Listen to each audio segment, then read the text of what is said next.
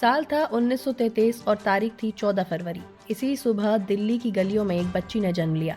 नाम था मुमताज जहां बेगम दहलवी, जो आगे चलकर भारतीय सिनेमा की सबसे सुंदर और सबसे यादगार एक्ट्रेस में से एक बनी। हम बात कर रहे हैं एक्ट्रेस मधुबाला की, जिन्होंने मुगले आजम, हावड़ा ब्रिज, काला पानी, चलती का नाम गाड़ी और बरसात की रात जैसी फिल्मों में काम किया है। फिल्म मुगले आजम में उनका अनारकली का किरदार भारतीय सिनेमा के सबसे प्रसिद्ध किरदारों में से एक है। मधुबाला की आज 93वीं बर्थ एनिवर्सरी है। इस मौके पर आइए उनकी जिंदगी से जुड़े कुछ किस्से जानते हैं। मधुबाला अताउल्ला खान और आयशा बेगम की 11 संतानों में 5वीं संतान थी। उनके 4 भाई बहन बचपन में ही चल बसे थे। उनके पिता अताउल्ला खान पेशावर घाटी के स्वाबी जिले से थे और यूसुफ जई पश्तून कबीले से संबंध रखते थे। वे दिल्ली में इंपीरियल टोबैको कंपनी में नौकरी भी करते थे। परिवार को ये पता नहीं था कि मधुबाला को जन्म से ही वेंट्रिकुलर सेप्टल डिफेक्ट नाम की दिल की बीमारी थी, जिसे आमतौर पर दिल में छेद भी कहा जाता है। बता दें कि उस समय इसका कोई इलाज नहीं था। मधुबाला के बचपन की बात करें तो घर में सख्त अनुशासन, परंपराओं का दबाव और पैसों की किल्लत, ये सब उनकी दुनिया का हिस्सा थे। स्कूल की चौखट उन्होंने कभी नहीं देखी, लेकिन शब्दों और भावनाओं की भाषा उन्हें अपने पिता से मिली। उर्दू, हिंदी और पश्तो तीनों जुबानों पर उनकी पकड़ थी। मधुबाला आईने के सामने फिल्मी सीन दोहराया करती थी।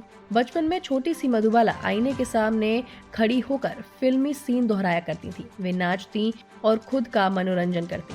पारंपरिक माहौल में पली बड़ी होने के बावजूद उनका सपना फिल्म एक्ट्रेस बनने का था, जिसे उनके पिता शुरू में पसंद नहीं करते थे। हालांकि 1940 में एक वरिष्ठ अधिकारी के साथ दुर्व्यवहार करने के कारण नौकरी से निकाले जाने के बाद पिता का फैसला बदल गया। वहीं मधुबाला की मां को डर था कि अगर उन्होंने अपनी बेटी को फिल्म इंडस्ट्री में काम करने की अनुमति दी तो उन्हें बहिष्कार का सामना करना पड़ेगा, लेकिन पिता अड़े रहे।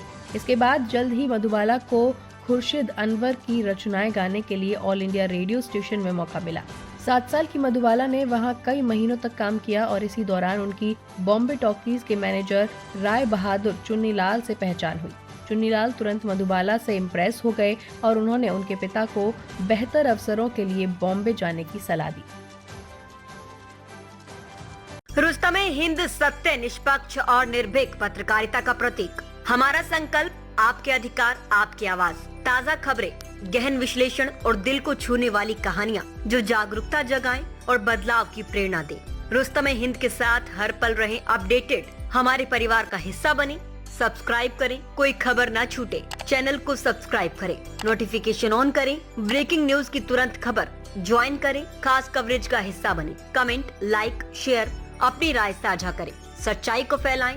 हमें फॉलो करें YouTube, Facebook, Instagram, LinkedIn, X और वेबसाइट है रहnews.com। आइए सच्चाई और जागरूकता की यात्रा में साथ चलें।